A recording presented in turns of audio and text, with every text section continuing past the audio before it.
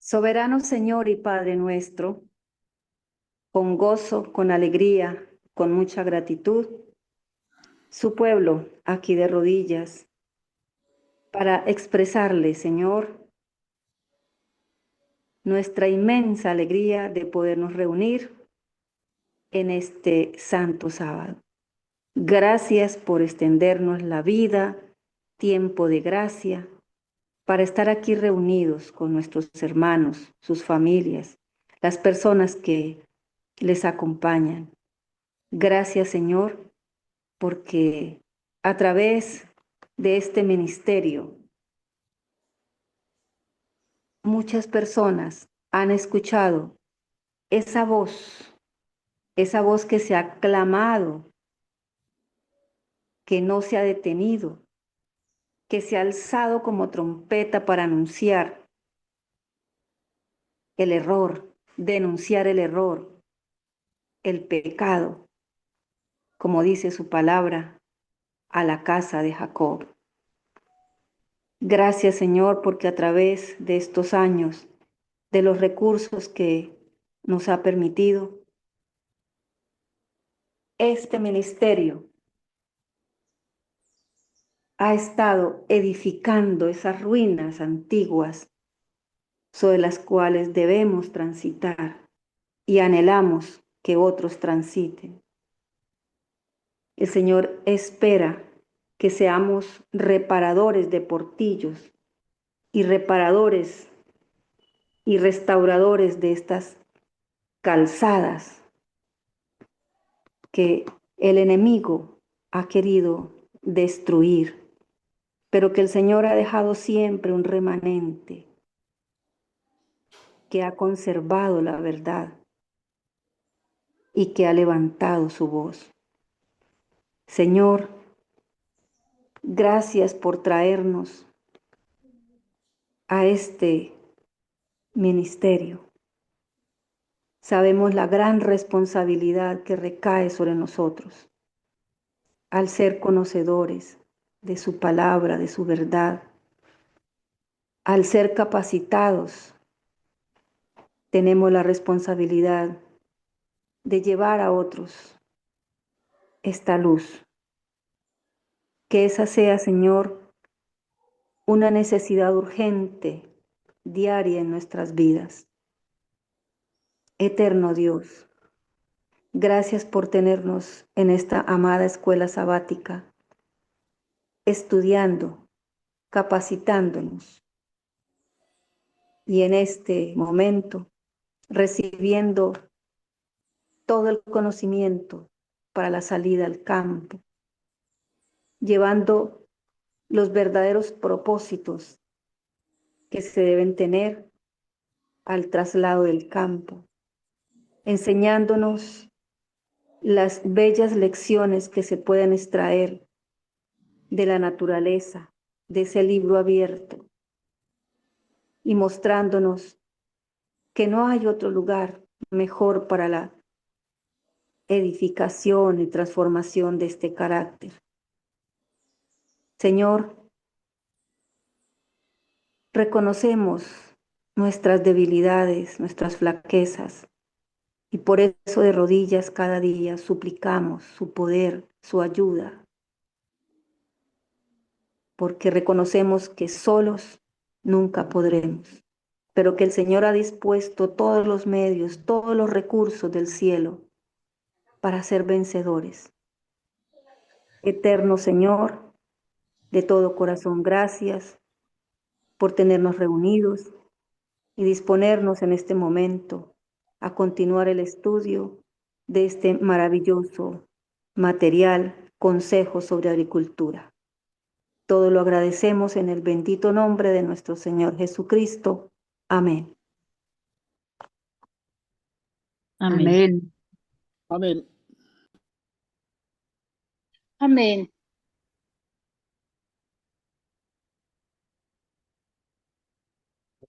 Bueno, mis amados hermanos, un feliz santo sábado para todos.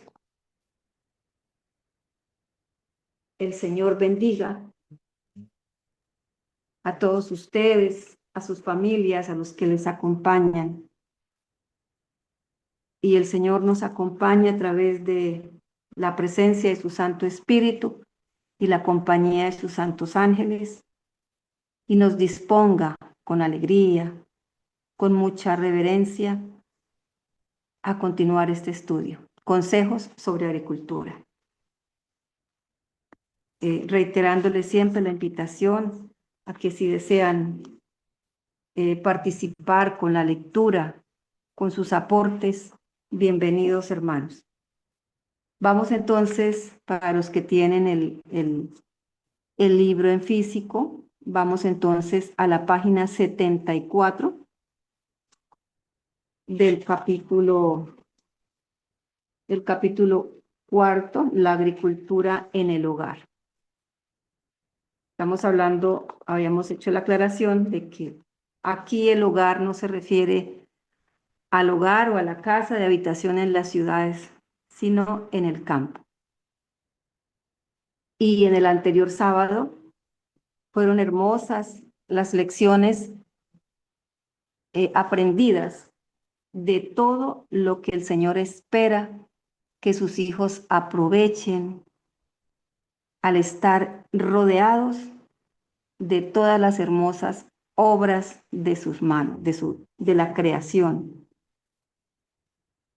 Nos habló de el aire, nos habló de los colores de las flores, nos habló de la diversidad de árboles para provecho alimenticio o para adorno. Nos habló de el canto de los pajarillos, es decir, de todo lo que rodea al ser humano en un lugar apartado, en un lugar donde todo lo que nos rodea, donde todo lo que podemos ver es casi el 100% de la creación, de lo que el Señor diseñó para beneficio y para felicidad de sus criaturas. Hoy vamos a continuar en la página 74, en el segundo párrafo, que dice: quienes llevarán a sus familias al campo, que las coloquen, ¿no? Quedaría como mucho mejor: quienes llevan a sus familias al campo, que las coloquen donde tengan menos tentaciones. Quienes llevarán en un futuro a sus familias al campo, pues las van a colocar en un lugar donde se van a tener menos tentaciones, y ya lo hemos estudiado, por qué allí hay menos tentaciones.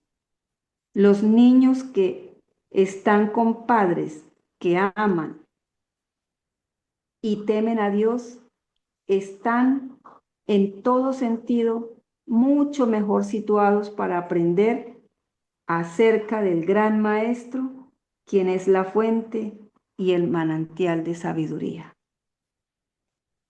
Por eso los que tenemos labores o trabajos donde estamos en contacto con niños, con jóvenes, pues vemos esta gran dificultad. Son niños, son jóvenes cuyos padres dicen que aman a Dios, pero el resultado no se ve en sus hijos. No se les ha enseñado a los niños a conocer a Dios, y por lo tanto no hay ese temor, esa reverencia hacia ese gran Maestro, que es la fuente de toda sabiduría. Esos niños tienen una oportunidad mucho más favorable para ganarse la aptitud para entrar en el reino de los cielos. Es mucho más difícil trabajar con un joven, un adolescente que no ha estado en contacto con padres o con un hogar en donde se le haya enseñado desde muy niño a conocer a ese gran maestro. Y no quiere decir que todos los jóvenes que han estado en contacto con familias cristianas, familias fervorosas, pues no tengan la dificultad, porque muchos de ellos al llegar a determinada edad pues se han apartado, pero en ellos ha quedado esa semillita que se sembró, y muy posiblemente eso hace un trabajo maravilloso, permite al Espíritu Santo hacer este trabajo maravilloso de redarguir, ¿no? Por eso dice que ellos tienen una oportunidad más favorable para ganarse la aptitud, es decir, para estar aptos para entrar en el reino de los cielos. Envían a los hijos a escuelas situadas en la ciudad, donde cada fase de la tentación espera seducirlos y desmoralizarlos, y la obra de la formación del carácter es 10 veces más dura, tanto para los padres como para los hijos. Al enviar los niños, los jóvenes a estas escuelas en la ciudad, pues ya sabemos que están expuestos a todas las fases de la tentación, están expuestos a esa desmoralización, y nos va a costar mucho más, dice 10 veces más, esa obra de formación del carácter, no solo para ellos, sino también para los adultos. Los padres y las madres que poseen un pedacito de tierra, mire tan hermoso esta frase, hermanos. Los padres y las madres que poseen un pedacito de tierra y un hogar cómodo son reyes y reinas. Son reyes y reinas. Manuscrito octavo, 1894.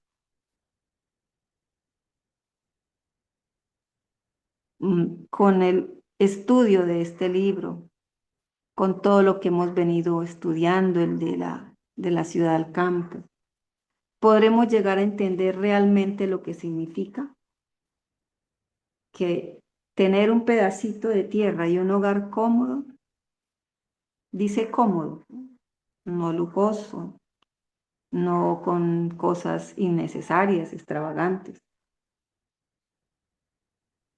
El Señor los llama que son como reyes y reinas. ¿Por qué llamará el Señor reyes y reinas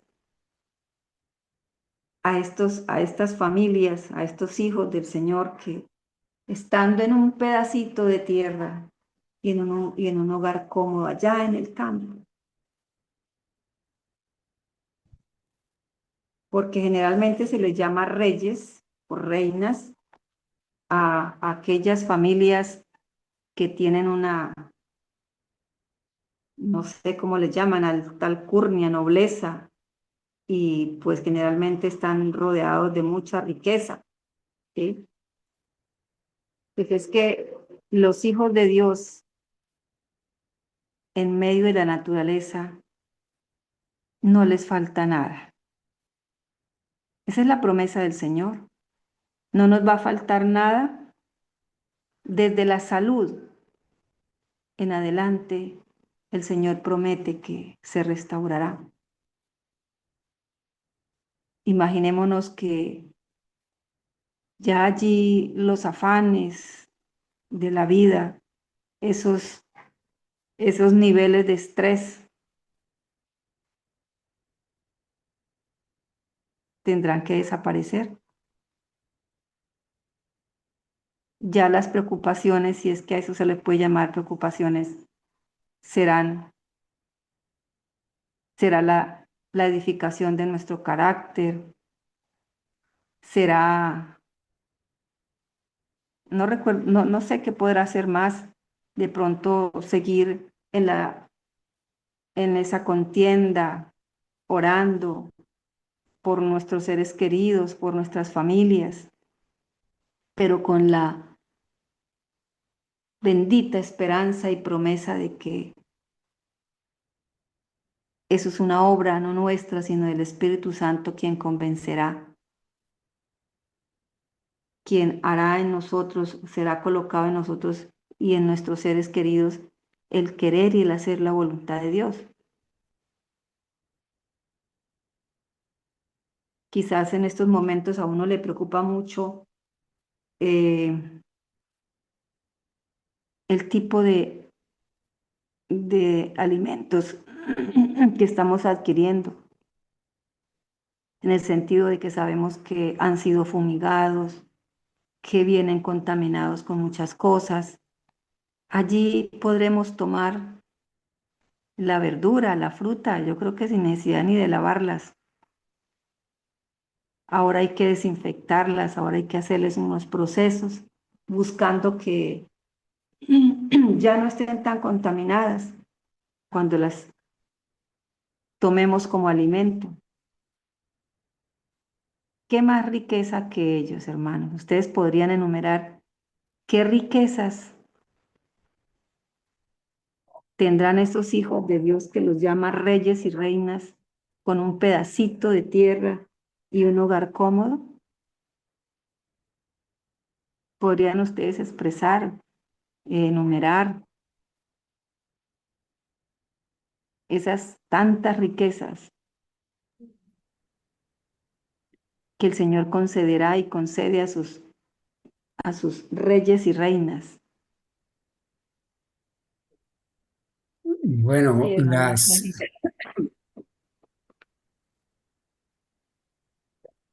adelante, hermana Ángela. Adelante. Bueno, no. Pues podríamos enumerar muchas ventajas, que es estar fuera de las malas influencias de la ciudad, el medio ambiente, el aire puro, el sol que pega directamente ahí, que lo tenemos ahí más directo, el agua pura, no tratada, las aguas tratadas en las ciudades siempre las tratan con cloros, entonces solamente es como elaborar la lejía y desinfectarla simplemente de los mm, microbios o algo que pueda tener el agua, animalitos. Y, y bueno, el alimento, o sea, que es cultivado por nosotros mismos sin pesticidas, como usted lo estaba mencionando.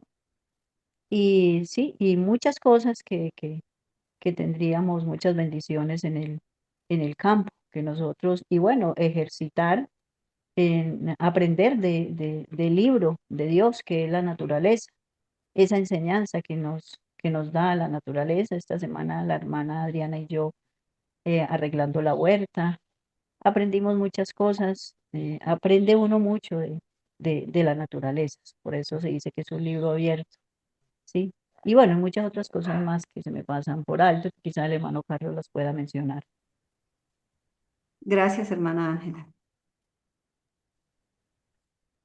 Bueno, sí, yo creo que las condiciones para que el espíritu de profecía llame a los padres y madres que tienen un pedacito de tierra y lo cultivan, nos llame reyes y reinas, pues se han dicho, ¿no? Eh, Ver el color de las flores, esa combinación, esos tonos, escuchar el canto de las aves que ellas en la mañana salen cantando en busca de su alimento, alaban al Creador, los pájaros, las aves, los animales, todo ser vivo alaba a Jehová. Ver brotar la semilla, crecer la planta, que primero es hierba, luego es espiga, luego la espiga se llena de grano, el grano llena la espiga. ver madurar la cosecha. Igual, ¿no? Ver caer la lluvia que es enviada por Dios en su momento. Y también ver las consecuencias de lo que ha hecho el pecado, al ver los espinos, las enfermedades, cómo se pudre el fruto, cómo llega la plaga y enferma la planta. También nos enseña preciosas lecciones de la Biblia y nos ayuda a ser cuidadosos, nos refina el gusto.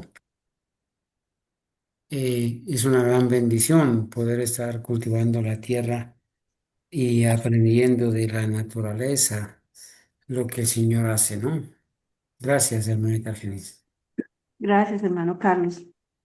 Bueno, hermanos. Entonces continuamos en la página. Si hermana va a hacer algún aporte, adelante. Buenos días. Algo Buenos días. especial también, algo también especial de estar en el campo es esa paz, esa tranquilidad, ese aire que uno respira, el poder mirar uno en la distancia y ver la diversidad, ver esa creatividad, esa hermosura de todo lo creado por Dios. Entonces, de verdad que sobran las palabras de decir lo hermoso y precioso que es poder estar en el campo. Gracias. Gracias, hermana María Doris.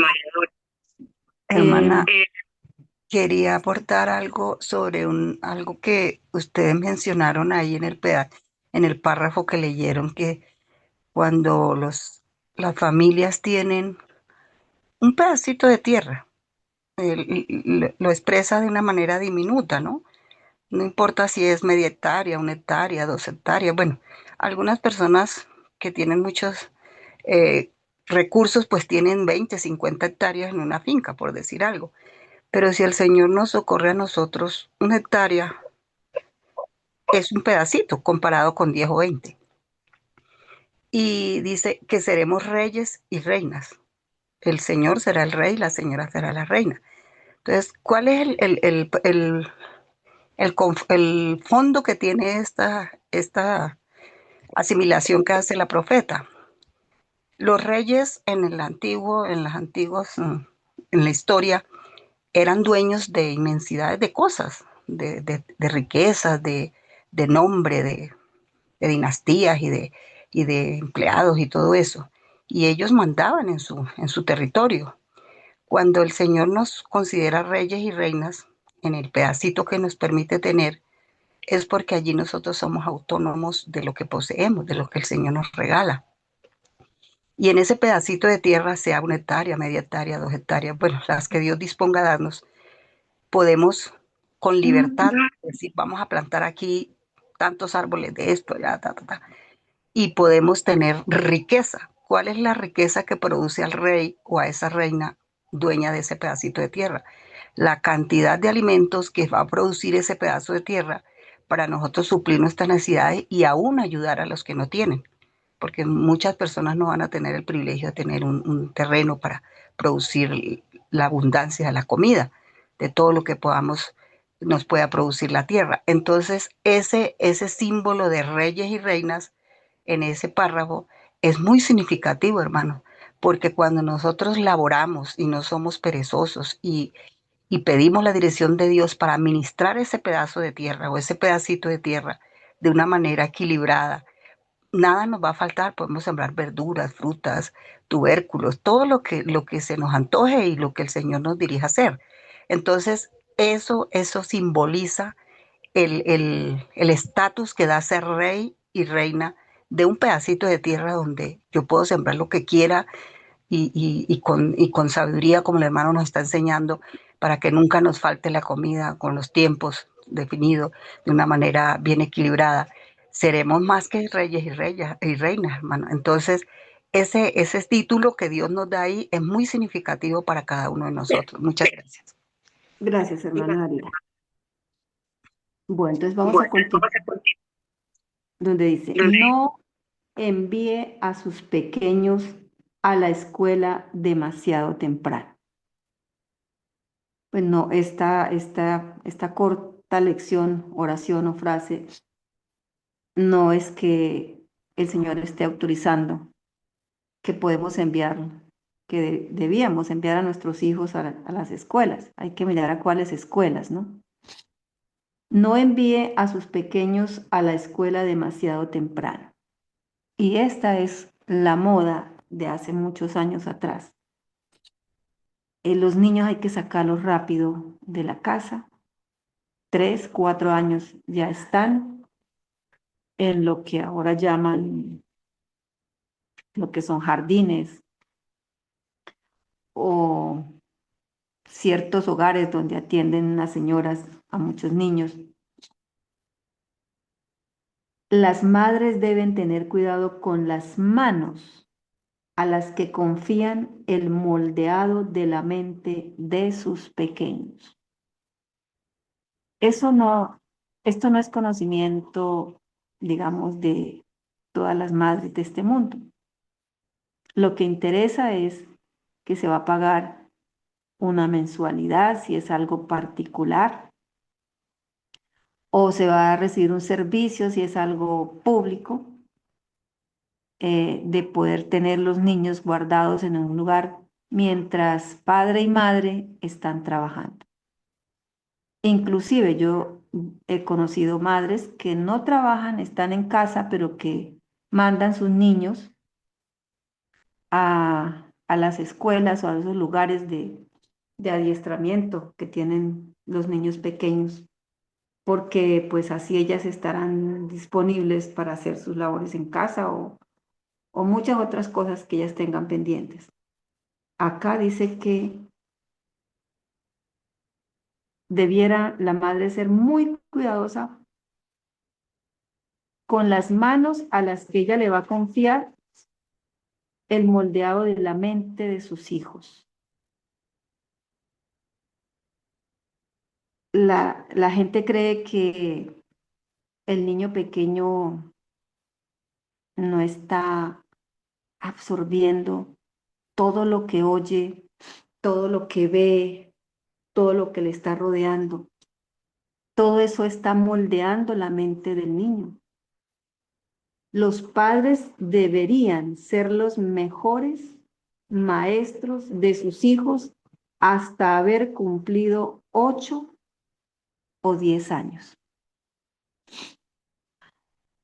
Antiguamente, cuando la mamá decidía que ya el niño o la niña debía ir a la escuela, nos colocaban a los 7 años. A los 7 años lo recibían a uno en la escuela para hacer el primero de primaria. Ahora se reciben hasta de casi, ya va a cumplir los 4, ya se reciben. Y si son particulares, pues más fácil.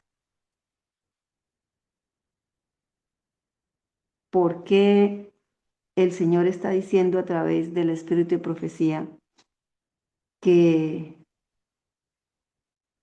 deberían ser más o menos de 8 a 10 años cuando el niño asista a una escuela?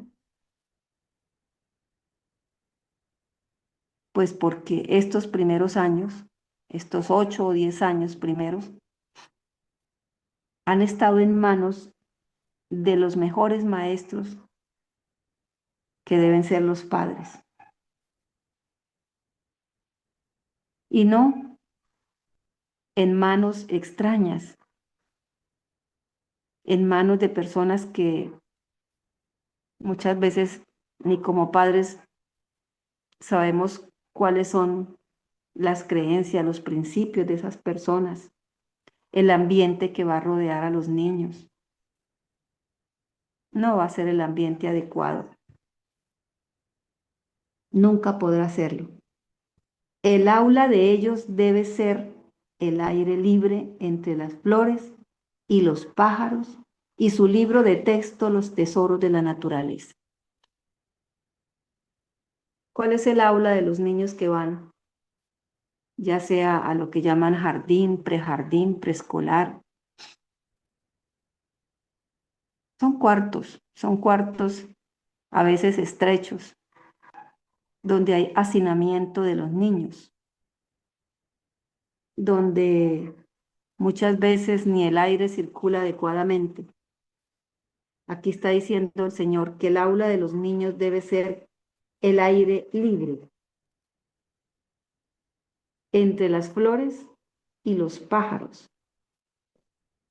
Y el libro que se les debe abrir es el libro de texto de los tesoros de la naturaleza.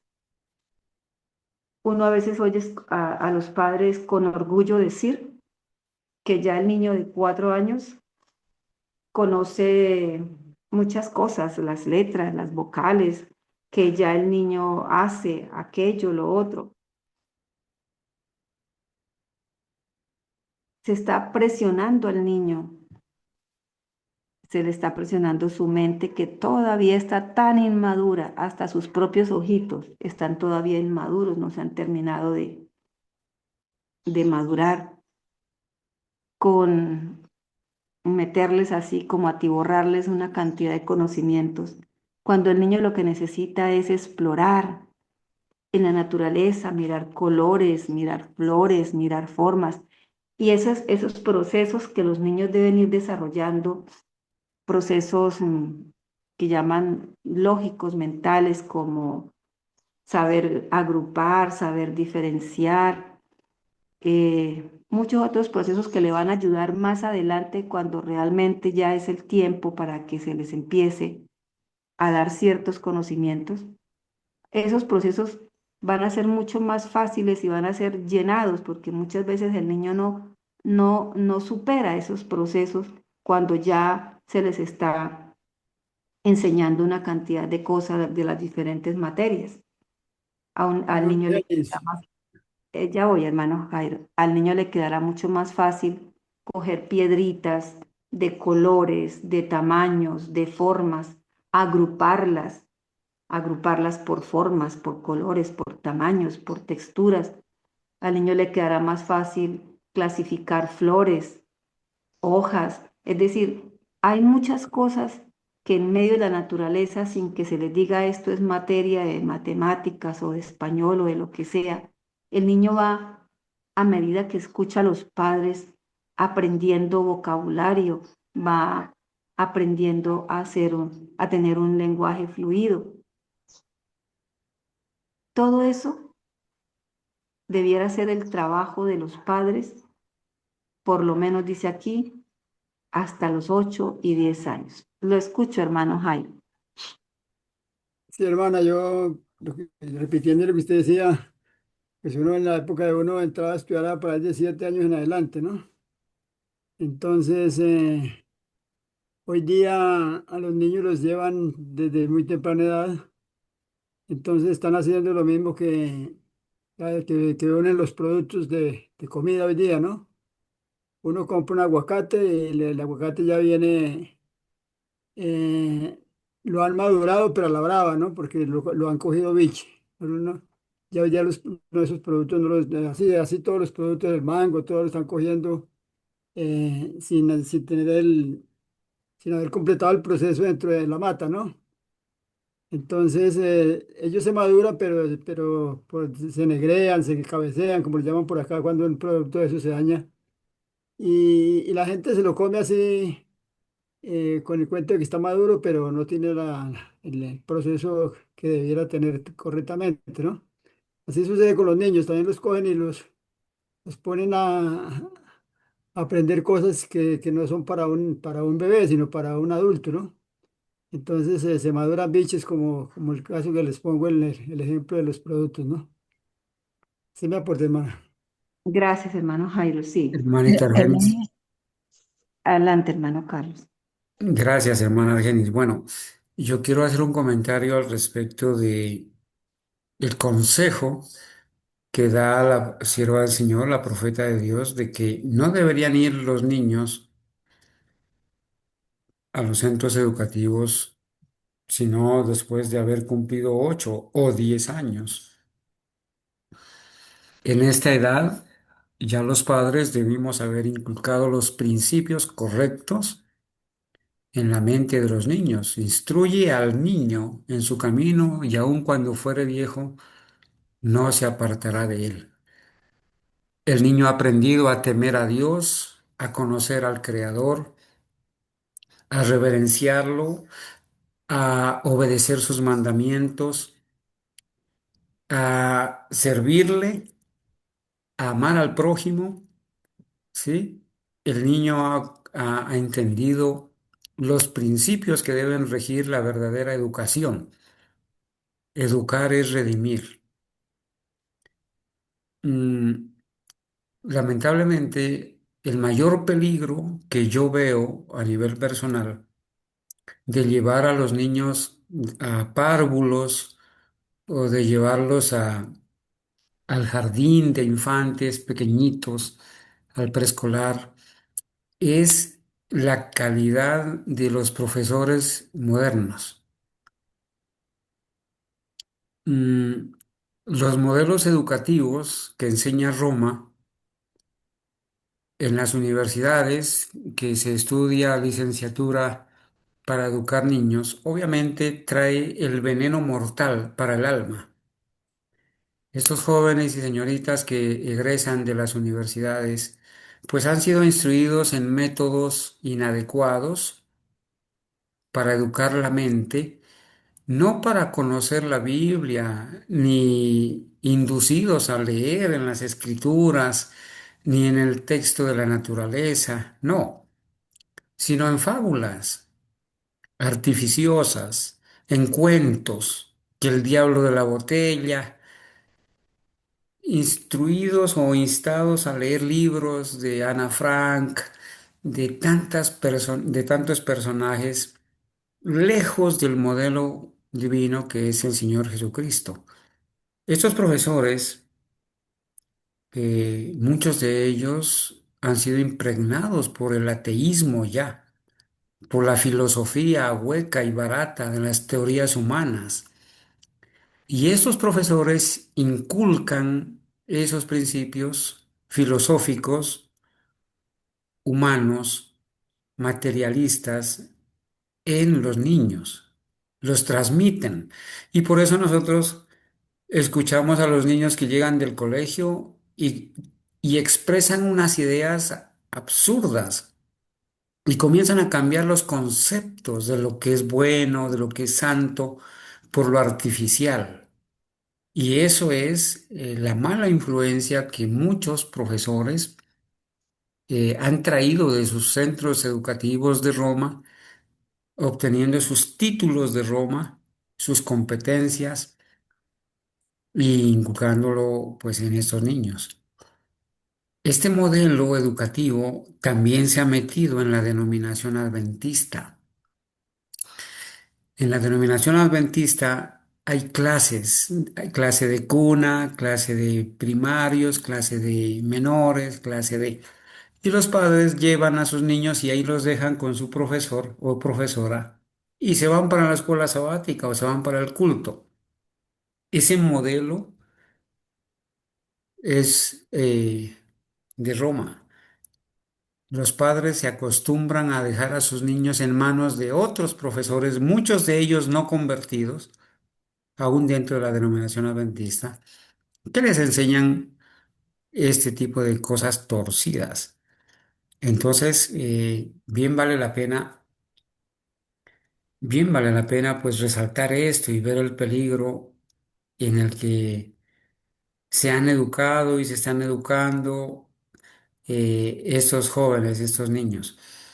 Las universidades adventistas siguen el modelo de Roma, cumplen los requisitos de la educación de Roma, son afiliados a la Secretaría de Educación y para eso deben cumplir ciertos requisitos en el pensum. Tienen que celebrar Día de la Familia, Día del Niño, Día del Profesor, todas las cosas. Entonces, es una educación mundanal, un modelo de educación mundanal que se ha metido aún dentro de la denominación adventista. Entonces, lamentablemente nosotros tuvimos que pasar por esas tristes experiencias de ser educados por profesores ateos, de aprender las filosofías, de aprender algunas materias que, que lejos estuvieron de enseñarnos lo que es la ley de Dios, el carácter de Cristo, nada que ver con eso, pero bueno, el Señor nos ha conservado y nos ha visto por los méritos de Jesús, nos ha visto quizás personas que podíamos ser rescatadas de esa falsa educación, de esa manera incorrecta. Y el Señor nos tiene acá pues para ayudar, ¿no? Ayudar. Qué bueno poder tener un centro educativo que no esté adscrito a la Secretaría de Educación, ni al gobierno, ni al Estado, y que se pueda instruir o se pueda desarrollar un pensum, por así decirlo, y educar a niños y jóvenes, ¿cierto? En la agricultura, en el arte de aprender un oficio, la panadería, la agricultura, la enfermería, los talleres, la construcción, la carpintería, y a la vez usar la Biblia y enseñarles las doctrinas puras, la ley de Dios. Ese es un gran desafío, hermanos, que nosotros como hijos de Dios tenemos para este tiempo, mientras exista la gracia, ¿no? Gracias, hermana Argenis. Gracias, hermano Hermana Carlos. Argenis, Sí, hermana Diana. buenos días. Bueno, Buenos yo días. iba a decir que, bueno, en este tiempo los niños no tienen muchas opciones tampoco en sus hogares, hermanos, porque ustedes van a ver que la mayoría de niños ya tienen padres separados, ¿sí? Su mamá en un lado, su papá en otro lado, y pues no llevan, digamos, esa relación cordial ni siquiera, ¿sí? Entonces ya vemos que ni siquiera ese cuidado que Dios dice que hay que tener en sus primeros años y que sus padres eran los mejores maestros, ya en este tiempo eso ya queda muy poquito de ese plan divino, ¿sí? Porque la sociedad hoy nos marca otro tipo de vida, otro tipo de sociedad y se va viendo como acentuados como esos rasgos en la vida cotidiana, ¿sí? De que los niños no reciben, digamos, como dijo el Señor, son sus mejores maestros. No, ahora ellos no reciben ni de sus profesores ni de sus padres, tampoco adquieren ese conocimiento que nos ordena el Señor. Y con respecto a lo que decía el hermano Carlos, sí, qué bueno sería tener esa posibilidad, sí, de tener un centro donde los niños vayan y todo. Pero como el tiempo es tan limitado, como ya todo está encima, debemos esforzarnos, bueno, que si no nos alcanza el tiempo para tener ese lugar, que nosotros formemos en nuestros hogares eso, ¿sí? Que las personas que tengan niños pequeños sean esas escuelas allí en sus hogares, ¿sí? Como que cada hogar sea una escuela. Mientras, si el Señor lo permite, pues que se nos diera la oportunidad de tener esas aulas y todo, pues que lleváramos a nuestros hijos o a nuestros nietos o bueno, así no sean ellos, los niños de nuestra comunidad y todo que conocieran, o sea, que tuvieran acceso a esa sana educación. Gracias, hermana Diana. Hermana, yo quería hacer un aporte, lo considero como un poquito valioso en lo que a mí me respecta, ¿no? O sea, en el conocimiento que yo tengo. Posiblemente a otras personas también les pueda agradar el concepto. Es que nosotros vemos que a través del tiempo se han cambiado muchas cosas y a los niños o sea, les han adaptado, o a los seres humanos nos han adaptado un tiempo acelerado. Y es que, por ejemplo, su merced dice que, y el hermano comentó ahí, que de 8 a 10 años debe irse el niño a la escuela. Pero ¿qué pasa? Ahorita de 2, 3 años ya los meten a los jardines, a las guarderías, en fin. Y allí pues el niño aprende lo que le pueda enseñar la persona que está ganándose un sueldo, o si es privado, pues también tiene una cuota mensual para cobrar, y a ella le interesa es tener, si tiene 10 niños, pues se ganaría tanto, si tiene 20 se ganaría más, el doble, en fin. Bueno, eso es presupuestal, ¿no? El presupuesto, de acuerdo a la cantidad.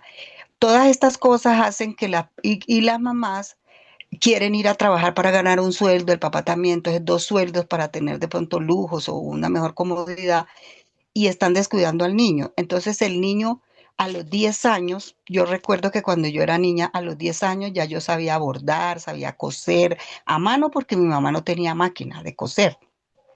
A uno le enseñaban y a mí me pusieron a los 10 años a estudiar. ¿Por qué? No sé, mamá no tendría de pronto conocimiento porque ella era católica, pero a esa edad a mí me mandaron a estudiar y solo estudié primero y segundo de primaria, y en cada año estudié 3 meses. Aprendí a leer en los primeros 3 meses del primer año, a sumar y a restar, y en el segundo año, que fueron otros 3 meses, yo no estudié sino 6 meses. Entonces, porque yo era la mayor y tuve que ayudar a sacar adelante a los otros 6 hermanitos más que tenía. Entonces fuimos 7 y yo fui la maestra de mis hermanitos. Pero mi mamá en sus ratos libres me enseñaba a coser, a cocinar, y yo sé hacer muchas cosas que me enseñó mi madre. Entonces, ¿qué pasa? Los niños en ese tiempo los ponían a los 10 años a estudiar, y estudiaban 5 de primaria y 6 de bachillerato, era 21. Cumplían 21 años cuando se graduaban de bachillerato. Ahorita los niños se gradúan de bachillerato como a los 16, no, como a los 16 años, yo no sé, bueno, eso, o sea, que le quitaron años a la mayoría de la edad. Ahora los mayores de edad son a los 18. Anteriormente era a los 21, le daban la oportunidad a uno de tener cédula. Yo hasta los 21 años fue que tuve cédula.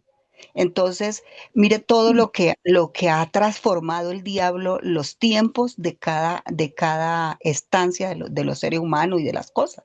Un niño de 10 años ya tiene muchos conocimientos porque ha aprendido mucho más de sus papás, mientras que si lo ponen de 3 años en la guardería, pues él se va a formar es con el carácter de todas las personas ajenas a su entorno familiar, que le pueden enseñar lo bueno y lo malo, y entonces las personas de hoy en día no tienen, por eso hay tanta gente maniática como locos, porque no tienen una personalidad definida, porque no se la formaron en el Claro, hogar, sino en cualquier lugar. sí, Entonces hermana. eso es lo que yo quería aportar. Gracias, hermana. Por eso nuestro hermano Carlos decía, ¿cuál es la labor tan importante que debiera hacerse en casa durante esos 8 o 10 años? Pues Hermana la labor más Génesis, importante es la formación de ese carácter, de ir ayudando a ese niño en esos principios, en esos valores. Ya, hermano, le doy la palabra. Por eso es que yo escuchándolos ahora digo, en la labor que yo tengo, mi trabajo, uno se queda a veces abismado por la forma como le responden, cómo actúan, cómo es la actitud de estos jóvenes hacia uno. Pues ellos no pasaron por esa etapa en el que los papás los tuvieron 10 8 años en casa enseñándoles el respeto, la solidaridad, la justicia, la consideración y todos esos valores cimentados en el amor a un Dios todopoderoso como nuestro creador. Entonces, por eso ellos ahora actúan como actúan, le responden a uno como responden y tienen esa actitud que uno a veces se queda abismado, pero pues bueno, ¿qué más se puede esperar? Si estos pobres niños, estos pobres jóvenes no tuvieron esa etapa de formación en casa, ni siquiera el estar en compañía, el disfrutar la compañía con sus padres. Los padres ahora tienen un afán impresionante de que sus hijos no estén en casa. ¿Qué voy a hacer con esos niños? ¿Sí? Cuando hay niños que de pronto por algún motivo se desescolarizan por muchos problemas en los colegios, lo primero que dicen es yo qué voy a hacer con ese niño allá en la casa, si es que yo no estoy ahí, si es que no hay, es decir, no hay quien le haga el acompañamiento. En la época mía, y de pronto la de muchos de mis hermanos que me están escuchando, pues no existía nada de eso en donde estábamos viviendo, en los pueblos. No existían los preescolares, los jardines, los párvulos, nada de eso. Simplemente estaba la escuelita que nos esperaba a los 7, 8 años, ¿sí? Pero como decía la hermana Dalila, el Satanás sabe muy bien cómo es el trabajo que se debe hacer con los jóvenes desde muy niños, ¿sí? Para poder, como dice el adagio popular, que esa ramita, que ese arbolito se vaya levantando, pero ya no derechito, sino torcidito hacia cualquiera de los lados. Sí, hermano, adelante. Gracias, hermana Argénesis. Pues yo también tengo el deseo de aportar algo y comentarles pues que pareciera que se perdió el hilo del tema, pero no es así, puesto que la hermana Elena dice que el ABC de la verdadera educación es la agricultura. Bueno, es por ello que yo quisiera comentarles, hermanos, que nosotros estamos aquí próximos a México y creo que esto muy pronto va a trascender a todos los lugares. Están saliendo libros de texto porque México regala los libros a los niños escolares. Y resulta que ahora están viniendo libros en los cuales se está incluyendo en la sociología familiar que es normal que esté papá y mamá, pero también es normal que papá puede vivir con otro papá y que mamá puede estar con otra mamá. Ustedes comprenderán cuál es el mensaje que se está llevando a ese respecto. Y esto es terrible, pues, porque realmente esto ya no es simplemente lo que es un aspecto académico, sino que ya es la aplicación práctica de una realidad terrible que el mundo está viviendo. Bueno, quiero comentarles también pues, que en mi trayectoria tuve la oportunidad de ser maestro rural. Y es interesante porque el maestro rural sí tiene un entorno un tanto similar a lo que se está hablando ahora. La naturaleza es una maravilla. Nada más que ahí hay otra realidad. Los niños estaban semidesnudos, sentaditos en tablitas y en bloques de cemento porque no había dónde sentarse y casi no traían nada en el estómago. A la corta edad ellos tenían que ir a trabajar, a cuidar ovejas y a comerciar, porque yo trabajé en un municipio cercanía de México y ellos iban y en fin, llevaban papas y tomates a vender y traían cositas para irse sosteniendo. Bueno, la realidad es difícil y dura, pero bueno, nosotros que estamos en un área urbana, vamos a decir ahora, pues sí, lamentablemente vemos pues que cada vez se distorsiona más el principio. Bueno, nosotros ya nos ha enseñado la sierva del Señor que al igual que existe la verdadera educación, está la falsa educación. Yo recuerdo haber leído en el libro La Educación, donde dice que no se debiera enseñar a los niños a estudiar los libros de los clásicos, pues que, como decía el hermano Carlos, son libros de filosofías humanas, eh, fantasías que se meten en la cabeza del niño, alejándolo del verdadero principio. Pero bueno, es una realidad, hermanos, que ahora estamos viviendo, es algo que muy pronto esto también habrá de abarcar al mundo, porque la falsa educación está tratando de tomar a los niños, a nuestros hijos y nietos, para infundirles pues principios contrarios a lo que es el verdadero principio de la palabra de Dios. Gracias, hermano. Muchas gracias a usted, hermano. Sí, eso que el hermano mencionaba, pues es lo que ahora se llama ese adiestramiento, ¿no? A los niños se los está adiestrando desde muy pequeñitos para que todo sea normal, para que el niño se acostumbre, para cuando le toque vivir una situación, como decía el hermano, que ya no va a haber en casa padre y madre, sino madre, madre o padre, padre. Ese es un adiestramiento y hay movimientos grandes en muchos países en contra de esto.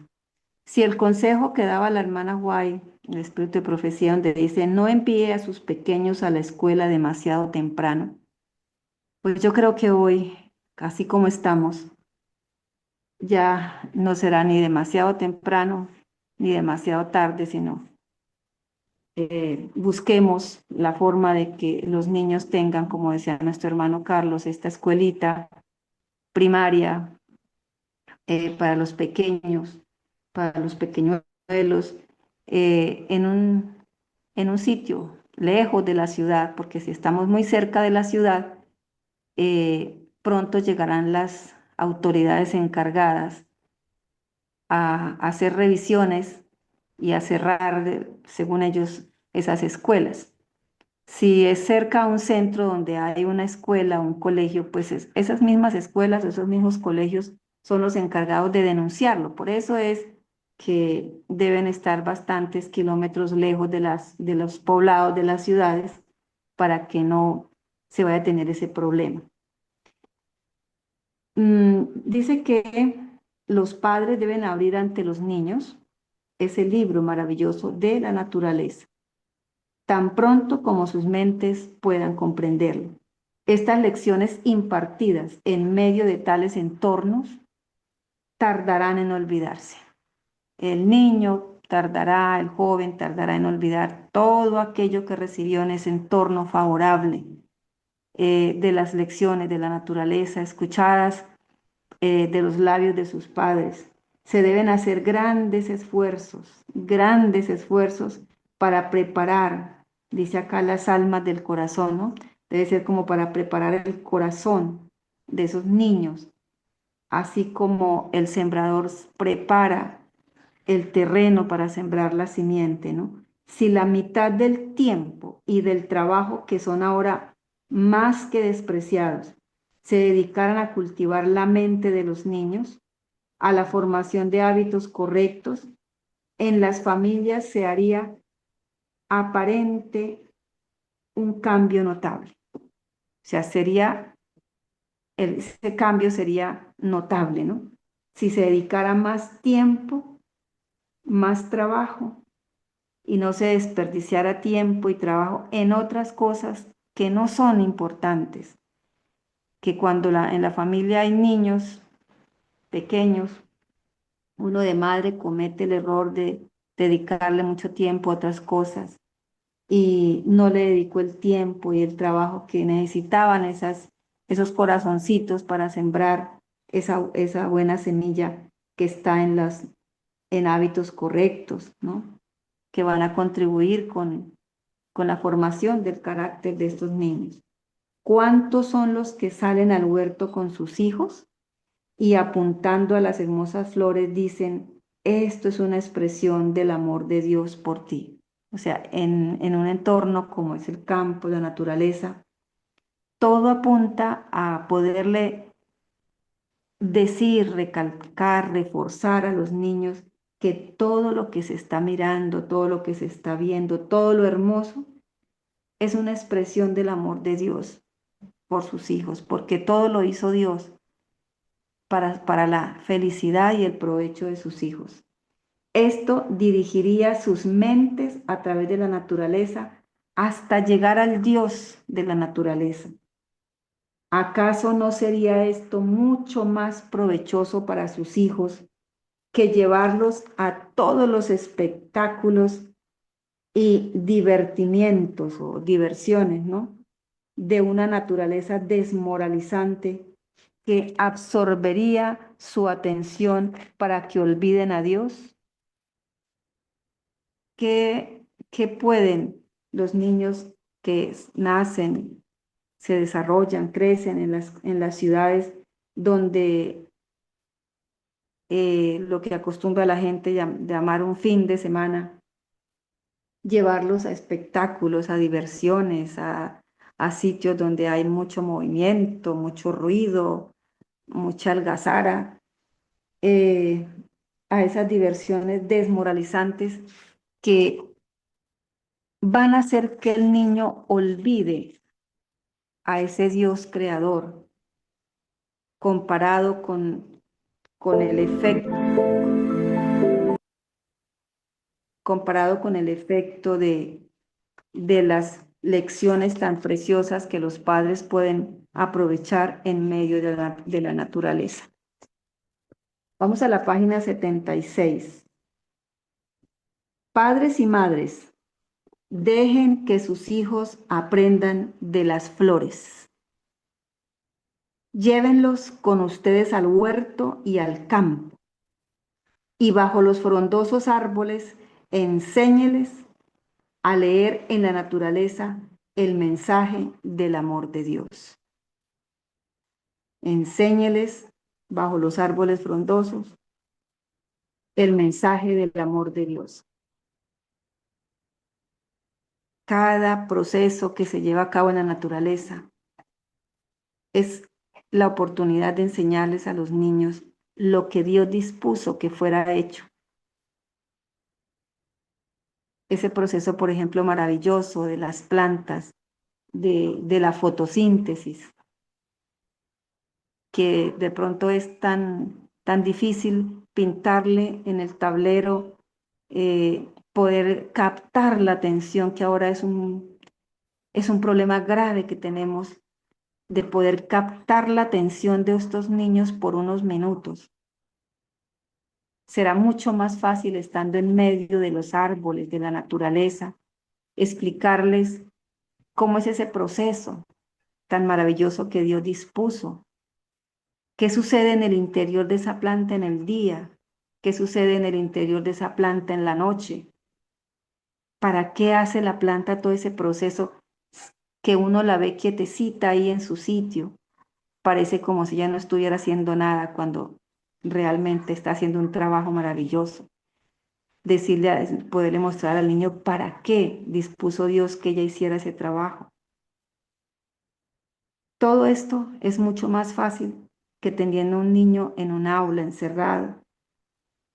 Dejen que los pensamientos de Dios se conecten con el pájaro, con la flor y con el árbol.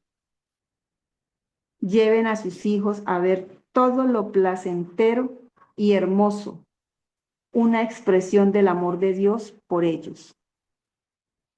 Pero cuando uno a veces habla sobre esta situación de la vida en el campo, del traslado al campo, dentro de los mismos que llamamos pueblo de Dios, delante de los niños, delante de los jóvenes, comienzan a decir, ay, pero qué pereza que no haya luz, qué pereza que toque ir a buscar agua a unos cuantos metros, pero qué pereza que haya tanto zancudo, que hayan animales, que, bueno, es decir, todo lo hermoso que Dios colocó lo empezamos a ver como obstáculos. Recomiéndenles su religión por medio de su afabilidad. Recomiéndeles su religión. ¿Cómo se les puede recomendar a los niños la religión? Porque por naturaleza, por esta naturaleza con la que nacimos, pues no, el hombre no recibe la religión con agrado. Dice que se debe hacer por medio de afabilidad, es decir, afabilidad quiere decir por un trato agradable, por un trato amable, por un trato que facilite la comunicación. Es decir, ¿cómo podemos recomendarle nosotros, los padres, la religión a nuestros hijos? En una sola palabra, hermanos, ¿cómo podemos recomendarle nuestra religión o la religión a nuestros hijos? Tratándolos con amor, ¿no? Con amabilidad. Es decir, nuestro testimonio, ¿no? Lo que se viva en casa. Es algo bien, bien triste de pronto, porque a veces nuestro testimonio no fue el mejor y por eso nos cuesta trabajo a algunos padres que nuestros hijos amen y deseen conocer los principios, la doctrina, muchas cosas que pueden haber afectado, influido. Por medio de su afabilidad, que la ley de la bondad esté en sus labios. Díganles a los hijos que debido al maravilloso amor de Dios, sus naturalezas pueden ser transformadas y armonizadas con la de Él. Alguien me contaba que tenía un hijo ya al borde de entrar en lo que llamamos la adolescencia, y que el niño reconocía sus faltas, y en muchas ocasiones el niño lloraba diciéndoles que él no quería hacer eso, pero que no queriéndolo hacer, lo hacía. Entonces acá dice, díganle a los hijos que debido al maravilloso, al gran amor de Dios, sus naturalezas pueden ser transformadas y armonizadas con la de Él.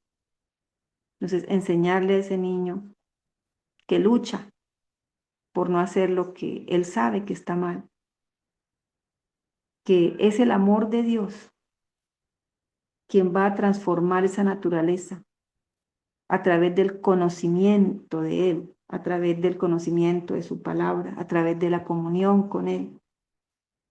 Enséñenles que Dios haría sus vidas hermosas con las gracias de las flores. Así como el Señor adornó esas flores y esas flores adornan un entorno, un lugar. Esa gracia del Señor está dispuesta, está disponible para que Dios adorne también nuestras vidas. Enséñenles mientras recogen las hermosas flores que el que hizo las flores es más hermoso que ellas. Darle a conocer a estos pequeños a Dios, enfatizando siempre la hermosura de ese Creador. Así los zarcillos de sus corazones se entrelazarán alrededor de Dios. Él, que es todo codiciable, Dios es todo admirable, será para ellos una compañía diaria y un amigo familiar, y sus vidas se transformarán hasta ser una imagen de su pureza. La formación significa más que meramente estudiar libros. Y ese es lo que la gente entiende por estudio, por estudiar. Leer libros, utilizar esos libros para muchas tareas, labores. Es necesario que se ejerzan tanto los poderes físicos como mentales con el fin de tener una formación adecuada. Hace ya algunas lecciones atrás aprendimos eso. La educación es algo integral, no es solo conocimiento, porque para el conocimiento uno lo puede adquirir hasta solo leyendo un libro o leyendo lo que necesita para hacer algún trabajo. La educación abarca la parte física, la parte espiritual, la parte mental. Y eso es lo que se trabaja generalmente en los establecimientos educativos, solamente la parte mental en el sentido de dar y soltar mucho conocimiento de las diferentes materias, de las diferentes áreas. Poco tiempo se dedica a la formación de valores, a hacer las correcciones, a mostrarle a un niño por qué no debió actuar así, cuáles son las consecuencias de esto. Eso ya, esa tarea que se debió hacer en casa, esos primeros años, es ya dura y difícil para hacerla cuando el arbolito ya ha llegado con algo de inclinación. En consulta con el Padre, antes de que existiera el mundo, se diseñó que el Señor Dios plantara un huerto para Adán y Eva en Edén y que les entregara la tarea de cuidar los árboles frutales, cultivar y guiar la vegetación. Esa decisión de que esa pareja, esa primera pareja iba a ser colocada en un huerto, eso se hizo mucho tiempo antes en consulta con el Padre, de que Adán tendría en ese Edén tarea, iba a cuidar los árboles frutales, a cultivar y a guiar la vegetación.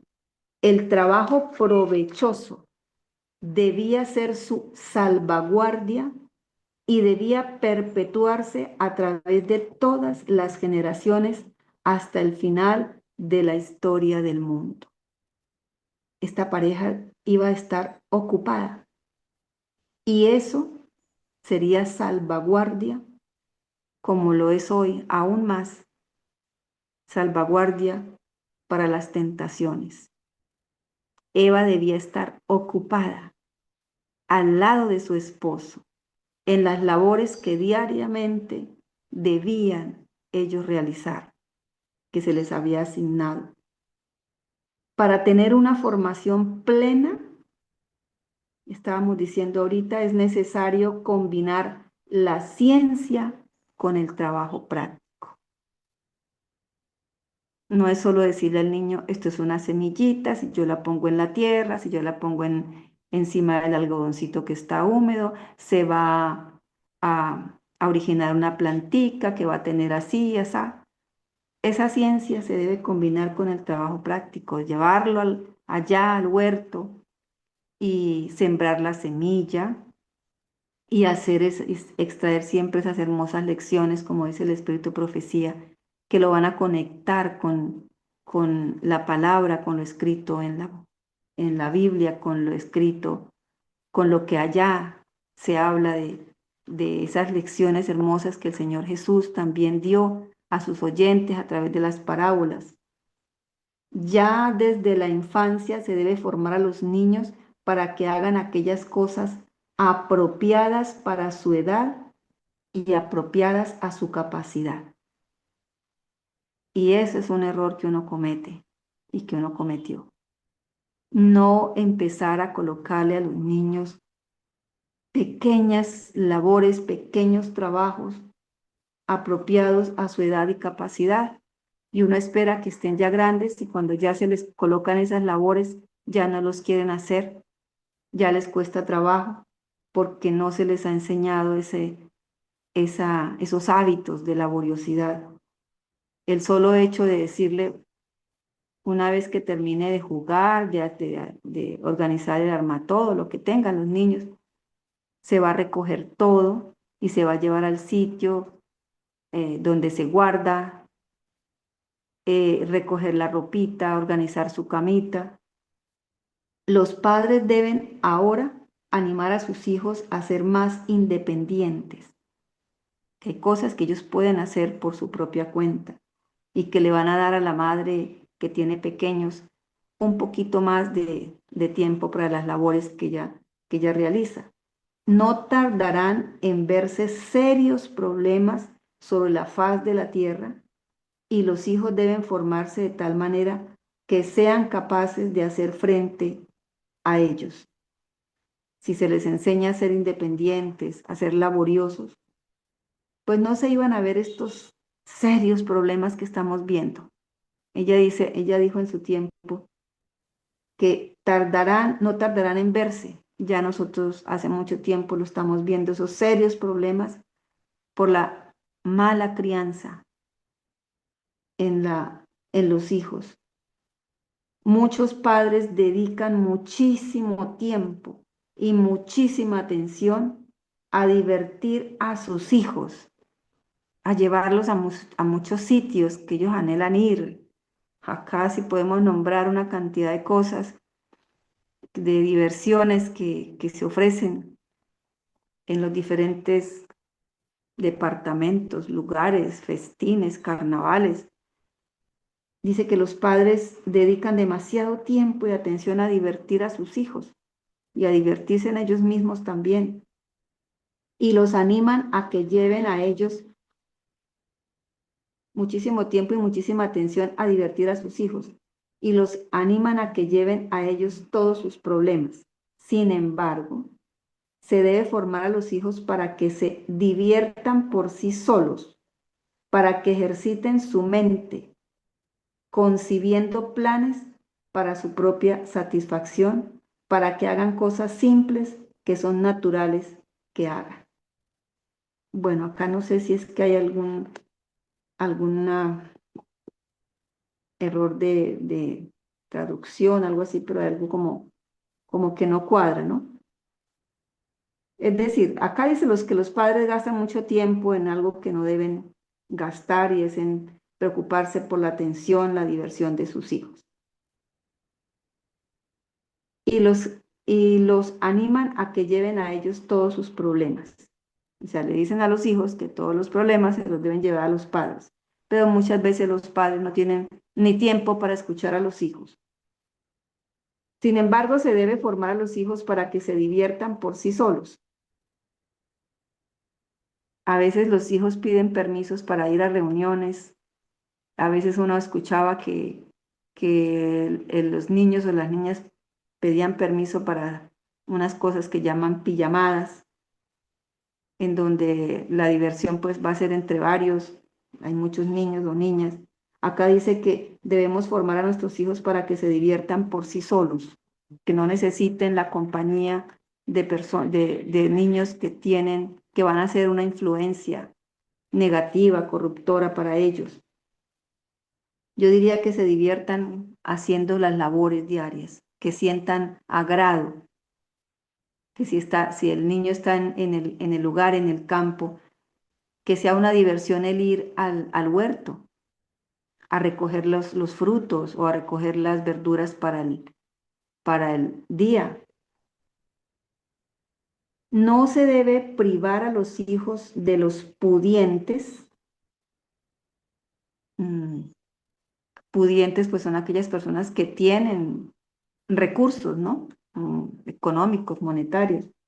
No se debe privar a los hijos de los pudientes de la maravillosa bendición de tener algo que hacer para aumentar la fuerza de su mente y sus músculos. A veces se escucha decir que, bueno, pues es un niño que no le falta nada, de pronto no tendría que preocuparse mucho por el trabajo físico, que los que debemos preocuparnos por el trabajo físico somos los que no somos pudientes, los que vamos a tener que trabajar en el campo, porque así es como se ve, ¿no? Que los que están en el campo son los pobres, los que no tienen las mismas oportunidades que tienen los que están en las capitales, y se desprecia y se denigra el vivir en el campo y el ejercitar esa labor que Dios dio al hombre para ser un agricultor. El trabajo no es una maldición, ya habíamos hablado de esto, sino una bendición.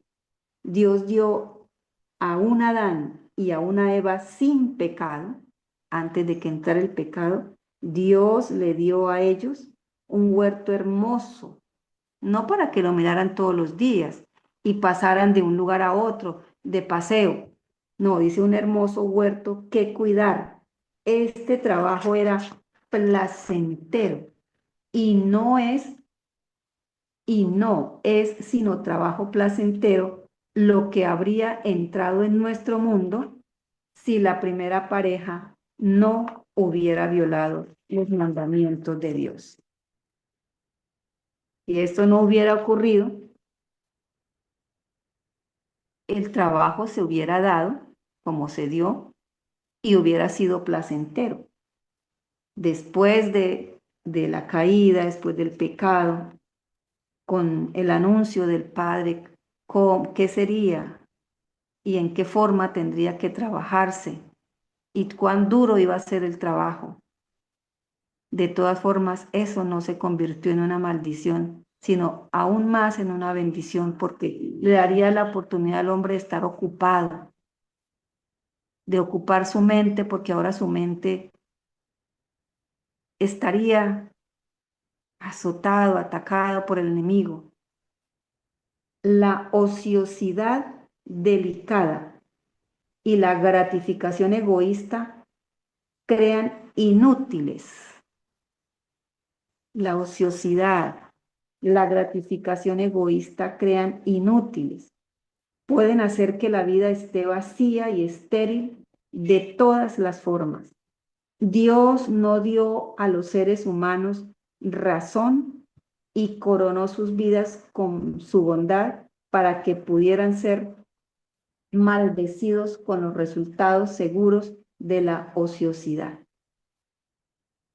Dios le dio al hombre razón, dice, y coronó sus vidas con su bondad, pero no para que se obtuvieran esos resultados que los llama pues, resultados negativos, malditos, que da la ociosidad. Es algo contra lo que debemos luchar en los niños, en los jóvenes y en nosotros mismos. La ociosidad. No se debe privar a los pudientes, a los que tienen recursos, del privilegio y la bendición de tener un lugar entre los trabajadores del mundo. Generalmente, pues a los niños y a los jóvenes de las clases pudientes, pues no se les va a enseñar nada de lo que tiene que ver con lo que estamos estudiando nosotros, con ser los agricultores, esa labor divinamente instituida por el Señor, porque pues ellos no tienen la necesidad, pero acá dice que a ellos no se les debe privar de ese privilegio de tener un lugar entre los trabajadores del mundo. Es un privilegio esa labor del agricultor. Ellos deben percatarse de que son responsables del uso que hacen de las posesiones que se les ha confiado, que sus fuerzas, su tiempo y su dinero deben usarse de forma sabia y no para propósitos egoístas. Hablando de las personas que tienen recursos, que son pudientes, ¿no? De que a ellos se les ha confiado esos recursos o el tener esos recursos. Y ellos pues van a tener que actuar de una manera responsable y dar razón de sus fuerzas, de su tiempo y de su dinero, que no haya sido usado de forma egoísta. Bueno, hermanos, entonces hemos llegado al tiempo en que nuestra escuela sabática se suspende por el día de hoy, quedando entonces nosotros en la página 78 para continuar, si es la voluntad del Señor, para el próximo sábado. Hermanos, muchas gracias por su presencia, por sus aportes y sintámonos cada sábado muy agradecidos con el Señor por todo esto que estamos aprendiendo. Si hay algún hermano que quiere hacer algún aporte, algún comentario final, puede hacerlo, adelante.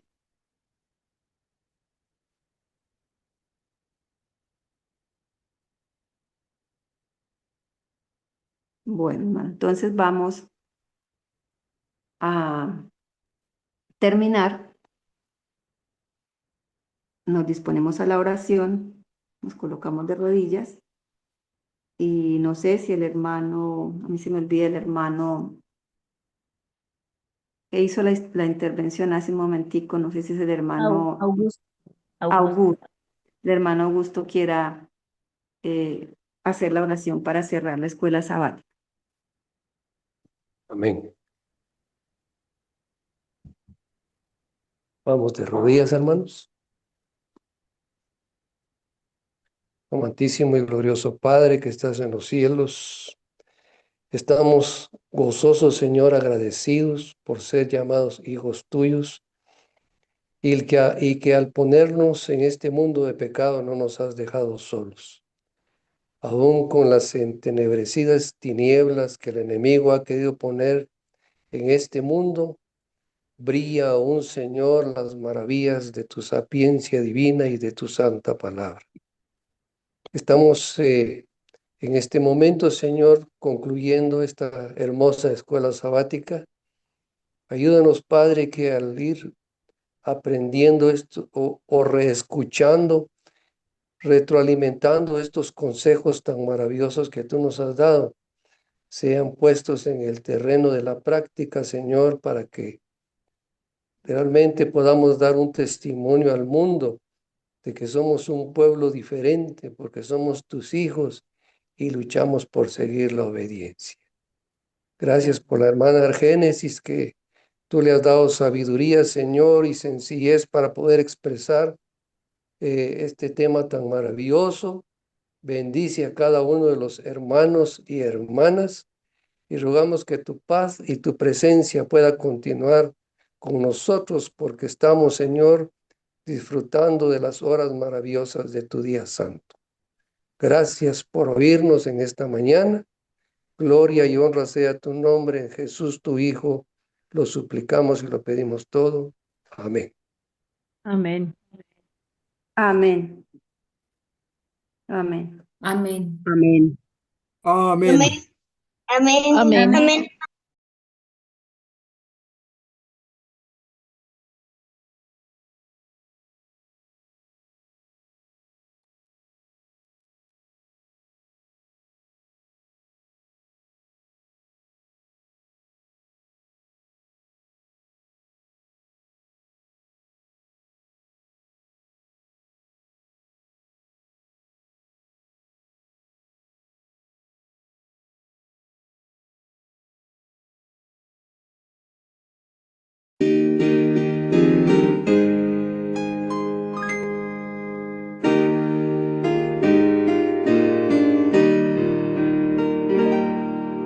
Santo día que el Señor en Edén santificó